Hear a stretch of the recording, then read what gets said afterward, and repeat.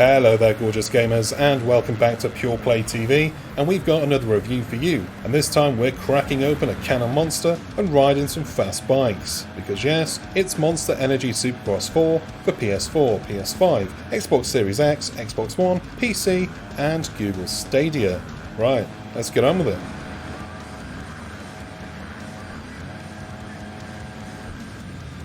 It's been a long time since I played a motocross game.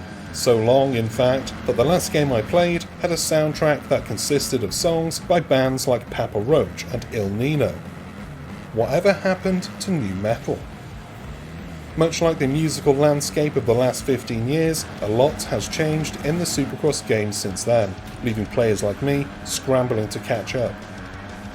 It wouldn't be so bad if Monster Energy Supercross 4 had a tutorial, but it doesn't.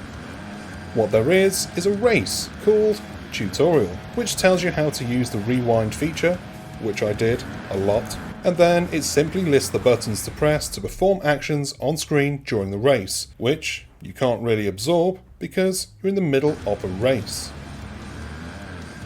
If you've played any racing game, like ever, then you already know that you need to find the perfect line and drift your way through corners if you want to grab that checkered flag.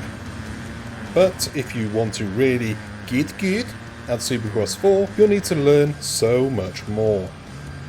Proper bike weight distribution is key if you want to maintain speed through the whoops and the rhythm sections. And you'll need to master the scrub, which is a technique used to minimize your time in the air. So you'll not only need to memorize the perfect line for each track, but also you need to learn which jumps to scrub and which ones to catch as much air as you can on. The game spends zero time explaining any of this to you. Maybe the market research is telling them that they don't expect anyone to buy the game that doesn't already own one of the previous games in the series. Despite the game's blatant disregard for my time and my own lack of skill, Supercross 4 is still a lot of fun to play. With these types of games, I always head straight to the career mode, eager to make money so I can buy all of the gear possible to hopefully allow me to race with the guys who are way more talented than me. The classic RPG grind for better gear to compensate for shortcomings is a way of life for me, but sadly it didn't help much here. You can earn money for better tyres, exhaust, brakes and so on, but none of that matters until you have a decent understanding of motorcycle racing. On a quick side note, I wish there were more bike upgrades that actually improve performance. There are a ton of different brands of tyres or suspensions to choose from, but no matter which brand you choose, the upgrade is ultimately the same. So despite the massive amount of cosmetic upgrades and the many different brands of real upgrades, the actual improvements to your bike's performance are over in a flash. Aside from the new Futures mode and a whole new skill tree, the career mode is similar to last year's game. The skill tree is a nice addition to the career mode, sure. I would have liked more bike upgrades, but upgrading my own skills turned out to be fun as well. For me, the victories have been very hard to come by, but you can bet your bum that they all feel very well earned, and that everybody in my house, and some of the neighbours, they always hear it whenever it happens. In retrospect, however, I should have started in the single event mode, and in particular one of the compound races, which is a free roam mode. This mode features 5 additional tracks inspired by the landscapes of the main islands, and fair play to them, because it does look beautiful. The free roam really allowed me to appreciate the sense of speed that Supercross 4 is able to deliver, and it's exhilarating. Plus, I just love flying around these beautiful locales like a man with zero regards for personal safety. It could use more mud though. Even when it's rainy and there are puddles of mud everywhere, you don't see much of the good stuff flying around.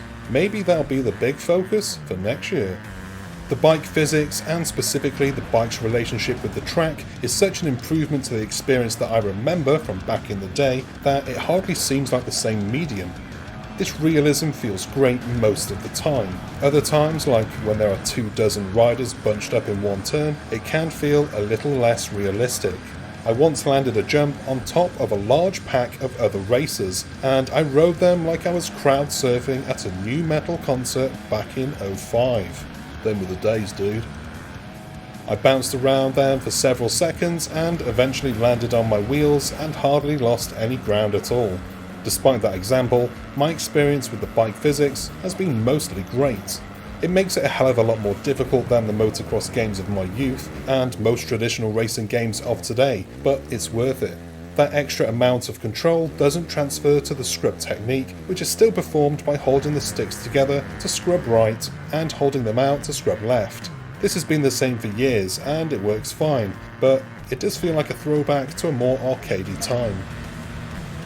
In addition to the career mode and free roam mode, there's also the classic time attack, multiplayer, and a more robust track editor, along with the championship modes that allow you to play as any of the game's riders from the massive roster. Whichever mode you choose, Monster Energy Supercross 4 delivers an exciting experience and an unparalleled sense of speed. It looks great on PS5 and it sounds good too. There's no Papa Roach, sadly, but the metal soundtrack still kicks. Speaking of kicking, prepare to wrestle with the DualSense trigger as it kicks just as the bike is bucking underneath you. Some may find this annoying, but I love it.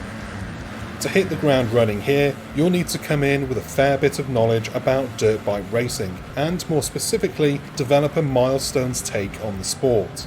If this is your first foray into the world of whips and scrubs, prepare to do your own research, because, as I said, the game does not explain it at all. Thankfully, if you're competent at any of the previous games, you'll be good to go here, so no worries. For everybody else, you'll have to put in the work. But it's worth it, because when you finally do nail a perfect rhythm section or pull off a successful scrub, it's very satisfying. Plus, with the multiple AI difficulties and a bounty of settings to tweak, this is clearly a game that would take an average racer hundreds of hours to master. And that's the end of this review. I hope you enjoyed it. If you did and you want more, go on down below, hit like and subscribe, and give the bell icon a little nudge too, so that you're notified whenever we've got new stuff for you to watch. Also check out the box down below for the links to our social media channels, websites, and our supporters page, where you can support our team if you can. I've been Chris, I love riding my bike, and I'll see you on the next one. Until then, bye bye.